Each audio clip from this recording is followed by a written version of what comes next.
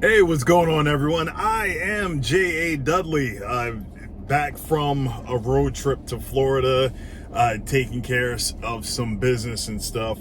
But while I was on the road, I almost felt like I was getting back into I guess you could say, the mode of being a truck driver. The vehicle that I was driving down there, not my van, I was driving this, well, like bigger pickup truck, or like a Kodiak, to go pick up some stuff. And I ended up doing what I normally do when I'm in full control of what I'm doing and where I'm going.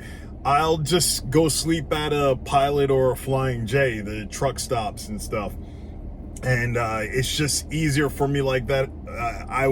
When I was an over-the-road truck driver, I was doing that for years, and it just made sense to me.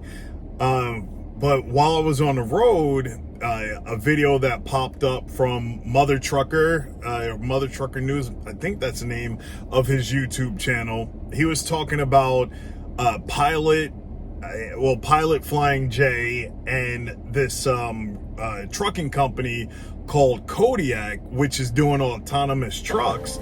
They are opening up a hub at one of the Pilot Flying J's, so that they can it will serve as like a hub for the trucks going over back and forth on an interstate. They would stop there, and then human drivers would will hook up to those trailers and take those deliveries to where they actually need to go. So I started thinking about that. It's like, in a way, it kind of sounds cool that trucks will, like, it'll start to take away the over-the-road truck driving thing, and give drivers a chance to have actual lives. Because when you're an over-the-road truck driver, you're out there on the road. I had it good. The company that I was working for, Diamond Chemical, I stayed out for a week at a time. I would leave out on a Sunday, get back on a Thursday or Friday for Shabbat, and then back out on the road, do my 30-hour reset, then back out on the road on Sunday. Oh, a 36-hour reset. It's been a while. It's been a couple of years since I turned in my keys. Let me turn my ham radio off. But then it also had me thinking, well, you remember what happened with the pandemic?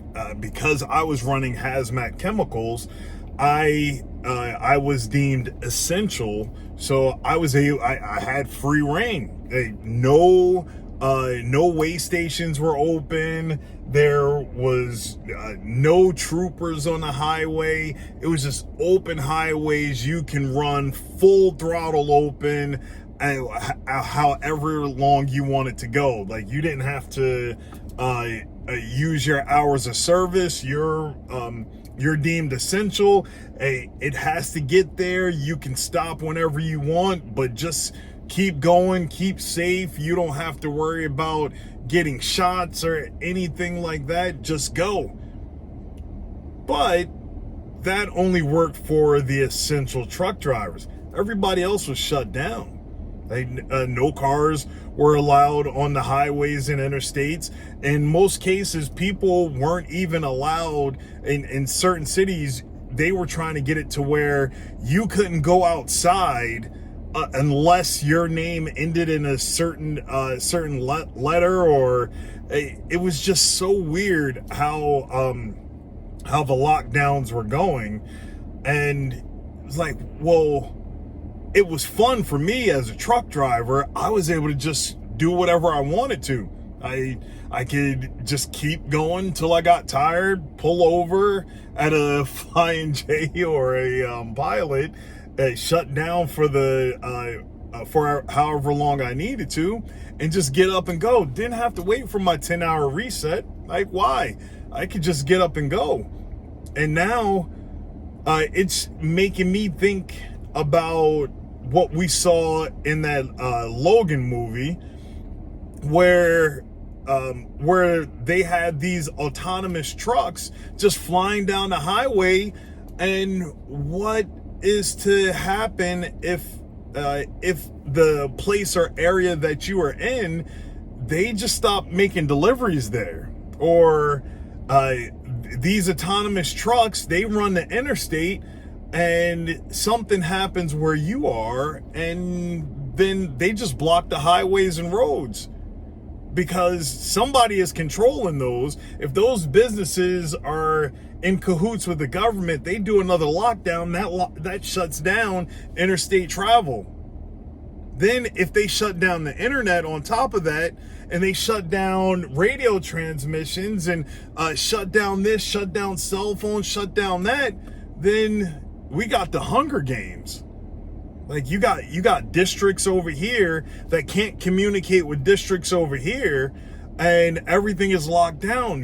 They could tell you, oh no, something happened, Russia bombed this over here, nothing's going on over there, it's going to be 100 years before anyone could go over there. But that could all be a lie and propaganda just to get you docile, to become have you become a worker, because now you can't get on the road and go check for yourself.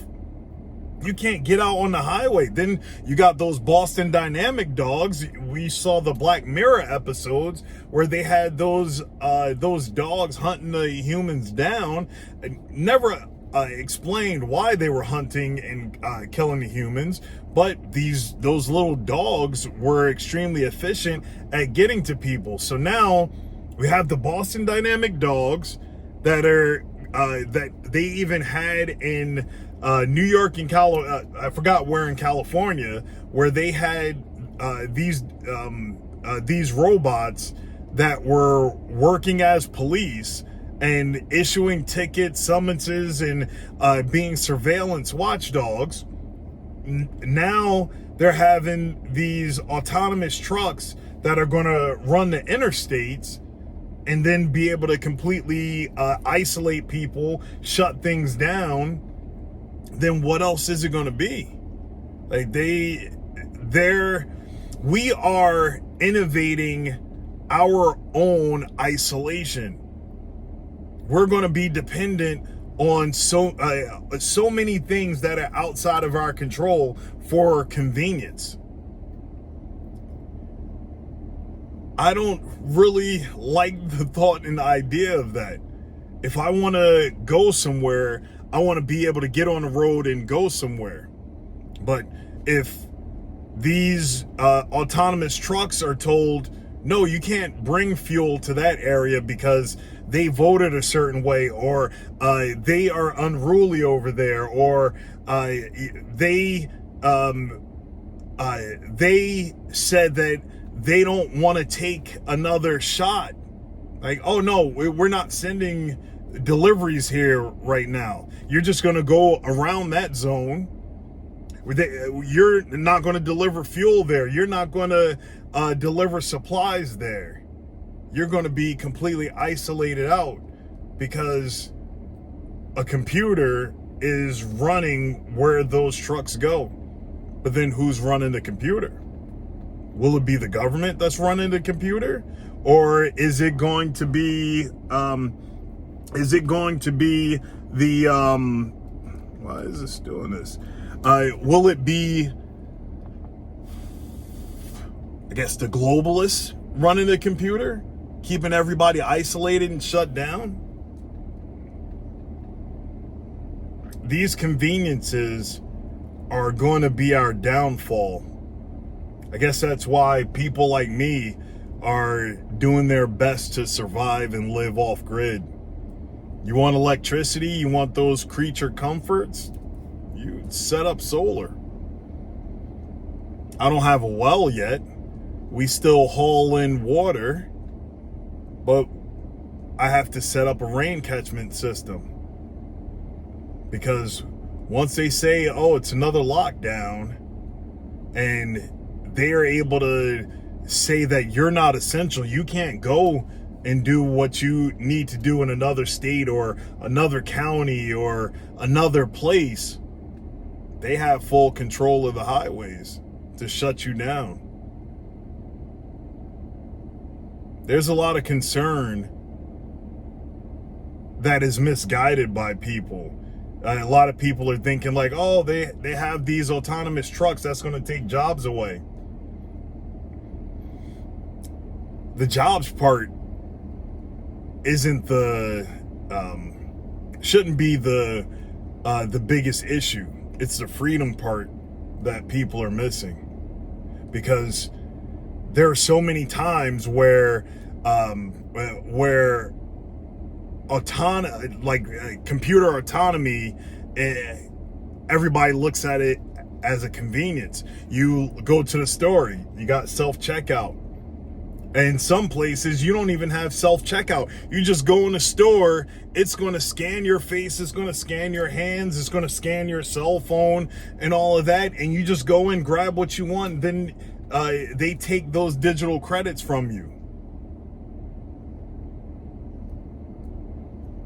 That can really pose to be a problem when your social credit score goes down to zero. Like, oh, you were working all week, but hey, your social credit score sucks, so now we're not going to do business with you because you won't get in line.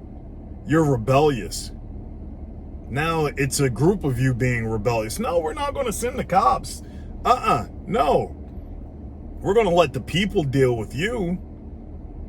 Like, oh, for that whole area right there that no one can leave, hey, we're not going to send any gasoline. We're going to shut off the electricity and say that, oh, it's we're doing maintenance. Oh, we're not going to send.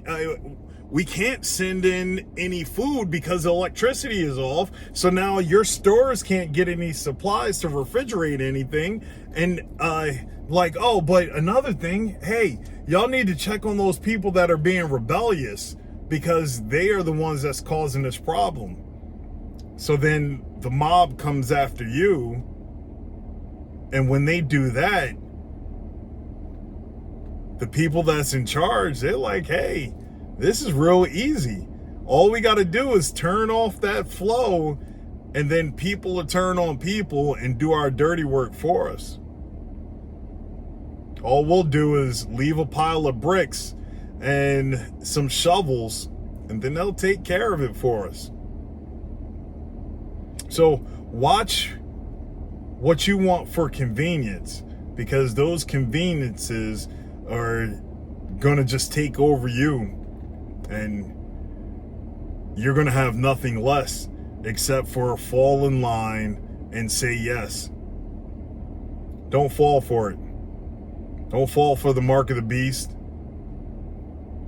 Don't give in to authority. Don't compromise your values.